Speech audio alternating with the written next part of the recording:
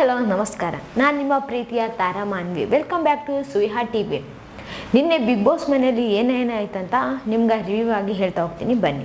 ನಿನ್ನೆ Bigg Boss ಮನೆಯಲ್ಲಿ ಕಾರ್ತಿಕ್ ಅವರು ಮತ್ತು ನಮ್ರತಾ ಅವ್ರ ಜಗಳ ಅಂತೂ ವಿಪರೀತವಾಗಿ ಜಗಳ ಮಾಡಿದ್ರು ಅಂತಲೇ ಹೇಳ್ಬೋದು. ಯಾಕಂತಂದರೆ ಅವರು ಚೆನ್ನಾಗಿದ್ದಾಗ ಏನೇನೋ ಮಾತಾಡಿರ್ತಾರಲ್ವ, ಆ ಒಂದು ಮಾತಾಡಿರೋದನ್ನು ಇವಾಗ ಜಗಳ ಆಡಿದಾಗ ಹೊರಗೆ ಹಾಕೋದು ಯಾಕೋ ಅಷ್ಟು ಸರಿ ಅಂತ ಅನ್ನಿಸ್ತಿಲ್ಲ. ಯಾಕಂತಂದರೆ ನಮ್ರತಾ ಅವರು ಕೂಡ ಹೇಳಿದರು, ನನ್ನ ಫ್ರೆಂಡ್ಶಿಪ್ಪನ್ನು ಬಳಸ್ಕೊಂಡ್ರಿ ನೀವು ಅಂಥೇಳಿ ಒಂದು ಮಾತನ್ನು ಹೇಳಿದರು. ಆಮೇಲೆ ತನಿಷ್ ಅವ್ರ ಬಗ್ಗೆ ಹೇಳಿದಂತಹ ಒಂದು ಮಾತುಗಳನ್ನು ಕೂಡ ಆ ಒಂದು ಕೋಪದಲ್ಲಿ ಹೊರಗೆ ಹಾಕಿದ್ರು. ಅವಾಗ ಕಾರ್ತಿಕ್ ಅವರು ಇರ್ಲಿ ಸಮಾಧಾನದಿಂದ ಇದ್ರು. ಆದರೆ ಅವ್ರಿಗೂ ಕೂಡ ತುಂಬ ಕೋಪ ಬರುತ್ತಲ್ವ, ಅದಕ್ಕೆ ಒದರ್ಬೇಡ್ರಿ ಕಿರ್ಚಬೇಡ್ರಿ ಅಂತ ಎಷ್ಟು ಹೇಳಿದ್ರು ಕೂಡ ನಮ್ರತಾ ಅವರು ನನ್ನಿಷ್ಟ ನಾನು ಮಾತಾಡೋದೇ ಹಿಂಗೆ ಅಂತ ಹೇಳ್ಬಿಟ್ಟು ಅವರು ಮಾತಾಡಕತ್ತಿದ್ರು. ತುಂಬ ರ್ಯಾಶ್ ಆಗಿ ಮಾತಾಡ್ತಿದ್ರಲ್ವ. ಅಂದರೆ ಫ್ರೆಂಡ್ಶಿಪ್ ಇವ್ರದ್ದು ಇಷ್ಟೇನಾ? ಯಾಕಂತಂದರೆ ಈಗ ಏನೇ ಫ್ರೆಂಡ್ಶಿಪ್ ಅಂತ ಹೇಳಿ ಮಾಡ್ಕೊಂಡ್ಮೇಲೆ ಆಯಿತು, ಅದು ಏನೇನೋ ಮಾತಾಡಿರ್ತಾರಲ್ವ ಅವಾಗವಾಗ, ಸೊ ಅದನ್ನು ಬಿಟ್ಬಿಡ್ಬೇಕು. ಬಿಟ್ಟು ಇವಾಗ ಏನು ನಡೀತಿದೆ ಅದನ್ನು ಮಾತಾಡಬೇಕಿತ್ತು ಆ ಒಂದು ಜಗಳದಲ್ಲಿ. ಆದರೆ ಅವ್ರು ಹಳೇದನ್ನೆಲ್ಲ ಕೆದಕುತ್ತಾ ಕುಂತ್ರೆ ಅದು ದೊಡ್ಡದೇ ಆಗುತ್ತಾ ಹೊರತು ಜಗಳ ಯಾವತ್ತಿಗೂ ಕಮ್ಮಿ ಆಗಲ್ಲ. ಮತ್ತು ಆ ಒಂದು ಮನಸ್ತಾಪ ಅಂತೂ ಯಾವತ್ತಿಗೂ ಹೋಗಂಗಿಲ್ಲ ಅಂತಲೇ ಹೇಳ್ಬೋದು. ಇವಾಗ ಅಷ್ಟು ಚೆನ್ನಾಗಿದ್ರಪ್ಪ, ಕ್ಲೋಸ್ ಆಗಿದ್ರು, ಎಲ್ಲರೂ ಎಷ್ಟು ಚೆನ್ನಾಗಿದ್ದಾರೆ ಇವರಿಬ್ಬರು ಅಂತ ಹೇಳಿ ಎಲ್ಲರೂ ಅಂದ್ಕೊಂಡಿದ್ರು. ಆದರೆ ಅದೆಲ್ಲ ಗೇಮ್ ಪ್ಲ್ಯಾನ ಅಥವಾ ಸ್ಟ್ರಾಟಜಿನ ಅವ್ರದ್ದು? ಯಾಕಂತಂದರೆ ಕಾರ್ತಿಕ್ ಅವ್ರ ಜೊತೆ ಚೆನ್ನಾಗಿದ್ರೆ ಈ ಒಂದು ಆಟವನ್ನು ತುಂಬ ಚೆನ್ನಾಗಿ ಆಡ್ಬೋದು, ಅಂದರೆ ಎಲ್ಲರ ಜೊತೆ ಕೂಡ ತುಂಬ ಚೆನ್ನಾಗಿದ್ದೀನಿ ಅಂತ ಹೇಳಿ ಅನಿಸುತ್ತೆ ಅಲ್ವ. ಹಾಗಾಗಿ ಯಾರು ನಾಮಿನೇಟ್ ಮಾಡಲ್ಲ ಅನ್ನೋ ಒಂದು ಮೈಂಡ್ ಸೆಟ್ ಇಟ್ಕೊಂಡಿದ್ರ ನಮ್ರತಾ ಅವರು, ಗೊತ್ತಿಲ್ಲ. ಈ ಕಡೆ ಕಾರ್ತಿಕ್ ಅವರು ಎಲ್ಲರ ಜೊತೆನೂ ಇದ್ರಲ್ವ, ಆಮೇಲೆ ಬರ್ತಾ ಬರ್ತಾ ಬರ್ತಾ ಬರ್ತಾ ನಮ್ರತಾ ಅವ್ರ ಜೊತೆ ತುಂಬ ಕ್ಲೋಸ್ ಆದ್ರಲ್ವ. ಸೊ ಇವ್ರದ್ದು ಏನಾದರೂ ಒಂದು ಸ್ಟ್ರಾಟಜಿ ಇತ್ತಾ? ಅಂದರೆ ಈಗ ಸಡನ್ನಾಗಿ ತೊಗೊಂಡಿರ್ತಾರ, ಅಂದರೆ ತುಂಬ ಕ್ಲೋಸ್ ಆಗಿರ್ತಾರ, ಅವ್ರ ಜೊತೆ ಅವ್ರದ್ದು ಹೆಸರುಗಳನ್ನು ತೊಗೊಂಡಿರ್ತಾರ, ಒಂದು ಒಳ್ಳೆ ಟೈಮಲ್ಲಿ ಕೆಟ್ಟ ಟೈಮಲ್ಲಿ ಎಲ್ಲ ತೊಗೊಂಡಿರ್ತಾರಲ್ವ. ಆದರೆ ಈ ಒಂದು ನಾಮಿನೇಷನ್ ಸಂದರ್ಭದಲ್ಲಿ ಹೊರಗೆ ಹೋಗ್ಬೇಕಂತ ಅಂದಾಗ, ಅಂದರೆ ತನಿಷ್ ಅವ್ರ ಬದಲು ನಮ್ರತಾ ಅವ್ರ ಹೆಸರು ಹೇಳಿದ್ರಲ್ವ ಕಾರ್ತಿಕ್ ಅವರು, ಅದೇ ಇಷ್ಟ ಆಗವಲ್ತು ಅಂತಲೇ ಹೇಳ್ಬೋದು ನಮ್ರತಾ ಅವ್ರಿಗೆ. ಅಂದರೆ ನೀವು ಆ ವೀಕೆಲ್ಲ ಕಂಪೇರ್ ಮಾಡಿದರೆ, ಆವಾಗಲಿಂದ ಕಂಪೇರ್ ಮಾಡಿದರೆ ತನಿಷ್ ಅವ್ರು ವೀಕ್ ಅನಿಸಿದ್ರು, ಅದಕ್ಕೆ ನಾನು ಅವ್ರದ್ದು ಮಾಡಿದೆ ಅಂತ ಹೇಳಿದ್ರಿ. ಆದರೆ ಈಗ ನಮ್ರತಾ ಏನನ್ನಕತ್ತಾರ ಅಂತಂದರೆ, ಅವ್ರನ್ನ ಓಕೆ ನಾಮಿನೇಟ್ ಮಾಡಿದ್ರಲ್ವ, ಅವ್ರು ವೀಕ್ ಅನಿಸಿದ್ರು ಅಂತ ಮಾಡಿದ್ರಿ. ನನ್ನ ಯಾಕೆ ಮಾಡಿದ್ರಿ ಅಂತ ಹೇಳಿ ತುಂಬ ಕರೆ ಬಿದ್ದಿದ್ರು. ಅವಾಗ ಹೇಳಿದರು, ಅಂದರೆ ಅವರು ಹೇಳಿದ್ರು ಏನಪ್ಪ ಅಂತಂದರೆ ನಮ್ರತಾ ಅವರು, ಅಂದರೆ ಅವ್ರಿಗಿನ್ನ ವೀಕ್ ಇದೆ ನಾನು, ನೀವು ಅವತ್ತು ಏನು ಹೇಳಿದ್ರಿ ಇವತ್ತೇನು ಮಾಡಾಕತ್ತೀರ ಅಂತೇಳಿ ಇವರಿಬ್ಬರ ಜಗಳ ಅಂತೂ ಒಂದು ಮಟ್ಟಕ್ಕೆ ಬೆಳೆದಿತ್ತು ಅಂತಲೇ ಹೇಳ್ಬೋದು. ಬಟ್ ಆ ಒಂದು ಜಗಳನ ನಿಂದ್ರಿಸೋದಕ್ಕೆ ಯಾರು ಬರಲಿಲ್ಲ. ವಿನಯ್ ಅವ್ರ ಪಾಡಿಗಿದ್ರು, ಸಂಗೀತ ಅವ್ರ ಪಾಡಿಗಿದ್ರು ಅಂತಲೇ ಹೇಳ್ಬೋದು.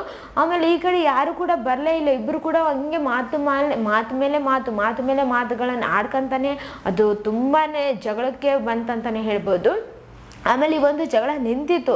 ಆದರೆ ಇವರ ಒಂದು ಫ್ರೆಂಡ್ಶಿಪ್ ಏನಿತ್ತು ಮೊದಲಿಂದ ಕೂಡ, ಅದು ಮತ್ತೆ ಕಂಟಿನ್ಯೂ ಆಗಂಗಿಲ್ಲ ಅಂಥೇಳಿ ಅನ್ನಿಸ್ತದೆ ಅಂತಲೇ ಹೇಳ್ಬೋದು. ನಿಮಗೆ ಗೊತ್ತಿದೆ ಅಲ್ವಾ, ಒಂದು ಬಿಗ್ ಬಾಸ್ ಮನೆಯಲ್ಲಿ ಒಂದ್ಸಲ ಒಬ್ಬರ ಜೊತೆ ಜಗಳ ಆದರೆ ಅದು ಮತ್ತೆ ಸಾಲ್ವ್ ಆಗುತ್ತೆ ಕೆಲವು ವ್ಯಕ್ತಿಗಳ ಜೊತೆ ಮಾತ್ರ. ಆದರೆ ಇನ್ನೂ ಕೆಲವು ವ್ಯಕ್ತಿಗಳ ಜೊತೆ ಮಾತ್ರ ಅದು ಕಂಟಿನ್ಯೂ ಆಗಂಗಿಲ್ಲ ಫ್ರೆಂಡ್ಶಿಪ್ ಅಂತಲೇ ಹೇಳ್ಬೋದು. ಸೊ ಇವರಿಬ್ಬರ ಫ್ರೆಂಡ್ಶಿಪ್ ಇನ್ನೂ ಕೆಲವೇ ದಿನಗಳೈತೆ, ಬಿಗ್ ಬಾಸ್ ಕೂಡ ಆಯಿತು, ಬಟ್ ಏನಾಗುತ್ತೋ ಗೊತ್ತಿಲ್ಲ ಅಂತಲೇ ಹೇಳ್ಬೋದು. ಆದರೆ ಈಗ ಹೊರಗೆ ಬಂದಮೇಲೆ ಕೂಡ ಇವರು ಒಂದು ಫ್ರೆಂಡ್ಶಿಪ್ ಹಿಂಗೆ ಇರುತ್ತಾ ಇಲ್ವಾ ಅಂತ ಹೇಳಿ ಕಾದ್ ನೋಡಬೇಕಾಗಿದೆ ಅಷ್ಟೇ ಅಂತಾನೆ ಹೇಳ್ಬೋದು. ಇನ್ನು ನೆಕ್ಸ್ಟ್ ಪಾಯಿಂಟ್ ಯಾವುದಪ್ಪ ಅಂತಂದರೆ, ತುಕಾಲಿ ಸಂತೋಷ್ ಅವರು ಮತ್ತು ವಿನಯ್ ಅವರು ಇಬ್ಬರು ಅಂತೂ ತುಂಬ ಜಗಳ ಆಡಿದ್ರು ಅಂತಲೇ ಹೇಳ್ಬೋದು. ಇವರು ಅಗ್ರೆಸಿವ್ ಆಗಿ ಆಡಂಗಿಲ್ಲ ನಾನಂತಹ ಒಂದು ಮಾತನ್ನು ಕೊಟ್ಟಿದ್ರಲ್ವ, ಹಾಗಾಗಿ ಅವರು ಸ್ವಲ್ಪ ಒಂದೊಂದು ಸಲ ಅಗ್ರೆಸಿವ್ ಆಗಿ ಆಡಿದ್ದಾರೆ, ಅದು ಒಂದು ಮಾತನ್ನು ತಪ್ಪಿದ್ದಾರೆ ಅವ್ರ ನಡ್ಬರ್ಕ. ಆದರೆ ಅಷ್ಟೊಂದು ಅಗ್ರೆಸಿವ್ ಆಗಿರಲಿಲ್ಲ. ಬಟ್ ನಿನ್ನೆ ಫುಲ್ ಅಗ್ರೆಸಿವ್ ಆಗಿದ್ರು ಅಂತಲೇ ಹೇಳ್ಬೋದು ವಿನಯ್ ಅವರು. ಯಾಕಂತಂದರೆ ಸೊ ತುಕಾಲಿ ಸಂತೋಷ್ ಅವರು ಅಷ್ಟೊಂದು ರ್ಯಾಶ್ ಆಗಿ ಮಾತಾಡ್ತಿದ್ರು, ಏನು ಕಿತ್ಕೊಳ್ಳೋಕ್ಕಾಗಲ್ಲ ಅಂತೆಲ್ಲ ಹಂಗೆಲ್ಲ ಮಾತಾಡಿದ್ರಲ್ವ ವಿನಯ್ ಅವರು. ಅದಕ್ಕೆ ಇವ್ರಿಗೆ ತುಂಬ ಕೋಪ ಬಂದಿದೆ. ಏನು ಮಾತಾಡ್ತಿದ್ದೀರಾ ನೀವು, ಹಂಗೆಲ್ಲ ತೋರ್ಸಕ್ಕೆ ಹೋಗ್ಬೇಡ್ರಿ, ಮಾತಾಡೋಕೆ ಹೋಗ್ಬೇಡ್ರಿ ನೀವು ಅಂಥೇಳಿ ಒಂದು ಮಾತನ್ನು ಹೇಳಿದ್ರು ಅಂತಲೇ ಹೇಳ್ಬೋದು. ತುಕಾಲಿ ಸಂತೋಷ್ ಅವ್ರಿಗೂ ಕೂಡ ಇಷ್ಟ ಆಗಿಲ್ಲ. ಯಾಕಂತಂದರೆ ಆ ಒಂದು ಮಾತುಗಳು ಬರೋದಾಗಲಿ ಆ ಒಂಥರ ನಿಮಗೆ ಗೊತ್ತಿದೆ ಅಲ್ವಾ, ಎಲ್ಲನೂ ಆ ಥರ ಇಷ್ಟ ಆಗಲ್ಲ ಅಂತಲೇ ಹೇಳ್ಬೋದು ಯಾರಿಗೂ ಕೂಡ. ಯಾಕಂತಂದರೆ ಈಗ ಒಂದು ವೇದಿಕೆ ಮೇಲೆ ಆ ಥರ ಮಾತಾಡೋದು ಅವ್ರಿಗೂ ಇಷ್ಟ ಆಗಿಲ್ಲ. ಮತ್ತು ಇದೇ ನಿಮಗೆ ಗೊತ್ತಿದೆ ಅಲ್ವಾ, ಯಾಕಂತಂದರೆ ಈಗ ಎಲ್ಲರೂ ಫ್ಯಾಮಿಲಿಗಳು ಕೂಡ ನೋಡ್ತಿರ್ತಾರೆ, ಅವ್ರಿಗೆ ಆದಂತಹ ಒಂದು ರೆಸ್ಪೆಕ್ಟ್ ಇರುತ್ತೆ ಅಲ್ವ, ಹಾಗಾಗಿ ಅಂತಲೇ ಹೇಳ್ಬೋದು. ಆದರೆ ವಿನಯ್ ಅವರು ಫುಲ್ಲು ಕೋಪ ಬಂದಿತ್ತು ಅವರಿಗೆ. ಆಮೇಲೆ ಅವರೇ ನಿಧಾನವಾಗಿ ಸಮಾಧಾನ ಮಾಡ್ಕೊಂಡ್ರು ಅಂತಲೇ ಹೇಳ್ಬೋದು. ಅವರೇ ಸಮಾಧಾನ ಮಾಡಿಕೊಂಡು ಸುಮ್ಮನೆ ಶಾಂತವಾಗಿಬಿಟ್ರು ಆಮೇಲೆ. ಬಟ್ ತುಕಾಲಿ ಸಂತೋಷ್ ಅವರು ಈಗ ಒಂದು ಆಟ ಆಡ್ತೀನಿ ಅಂತ ಹೇಳಿಬಿಟ್ರಲ್ಲ, ಆಮೇಲೆ ಆ ಒಂದು ಆಟವನ್ನು ಆಡ್ರಿ ಅಂತ ಹೇಳಿದಾಗ ನಾನು ಲಾಸ್ಟ್ ಆಡ್ತೀನಿ ಅಂತ ಹೇಳಿ ಒಂದು ಮಾತನ್ನು ಹೇಳಿದ್ರು ಅವರು. ಅದಕ್ಕೆ ಈಗ ಆಡ್ತೀನಿ ಅಂತ ಅಂದಮೇಲೆ ಫಸ್ಟ್ ಅನ್ನಾಗಲಿ ಸೆಕೆಂಡ್ ಅನ್ನಾಗಲಿ ಥರ್ಡ್ ಅನ್ನಾಗಲಿ ಆಡಲೇಬೇಕಂತ ಅಂತ ಹೇಳಿ ಒಂದು ಮಾತನ್ನು ಹೇಳಿದ್ರು ಸಂಗೀತ ಅವರು ಅಂತಾನೆ ಹೇಳ್ಬೋದು. ಸೊ ಇದು ಆಮೇಲೆ ಇವರು ಇದು ಮಾಡಿಕೊಂಡು ಆಡಿಬಿಟ್ರು, ಒಂದು ಆಟವನ್ನು ಗೆದ್ದು ಒಂದು ಬಿಗ್ ಬಾಸ್ ಮನೆಗೆ 1 ಲಕ್ಷ ರೂಪಾಯಿನ ಗೆದ್ದು ಕೊಟ್ರು ಅಂತಾನೆ ಹೇಳ್ಬೋದು. ಆಮೇಲೆ ಇನ್ನೊಂದು ಪಾಯಿಂಟ್ ಏನಪ್ಪಾ ಅಂತಂದ್ರೆ, ಈ ಒಂದು ಮನೆಯಲ್ಲಿ ಅಂದ್ರೆ ಈ ಒಂದು ಸೀಸನ್ನ ಕೊನೆಯ ಕಳಪೆ ಯಾರಪ್ಪ ಅಂತಂದ್ರೆ ಪ್ರತಾಪ್ ಅವ್ರಿಗೆ ಈ ಒಂದು ಸೀಸನ್ನ ಕಡೆಯ ಕಳಪೆ ಅಂತಾನು ಹೇಳ್ಬಹುದು.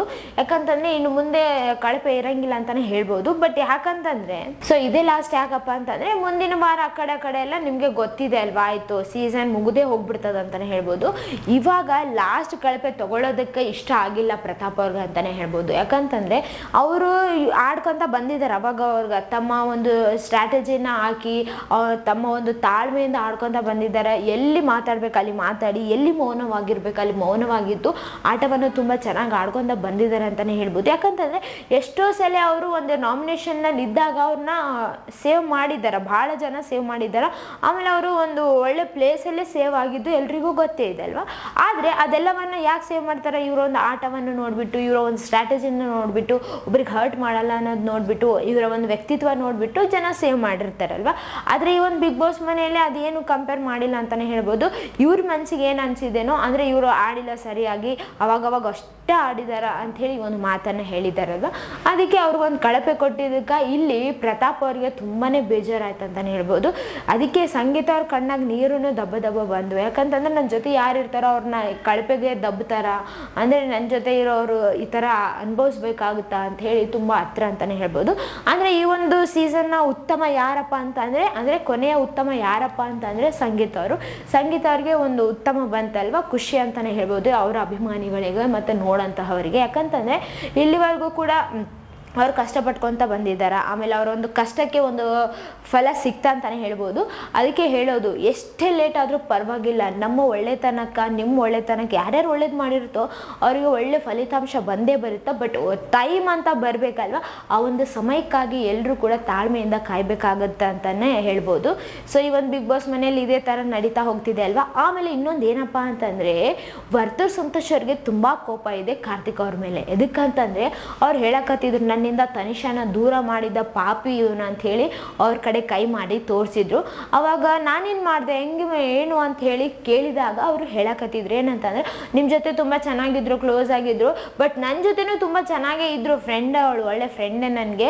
ಆದರೆ ನನ್ನ ಜೊತೆ ಇದ್ದಂತಹ ತನಿಷಾಳನ್ನು ದೂರ ಮಾಡಿದ ಪಾಪಿ ಅಂತ ಹೇಳಿ ಅವರು ಮನಸ್ಸಿನಾಗ ಇದ್ದಿದ್ದ ಒಂದು ದುಃಖವನ್ನು ಹೊರಗೆ ಹಾಕಿದ್ರು ಅಂತಾನೆ ಹೇಳ್ಬೋದು.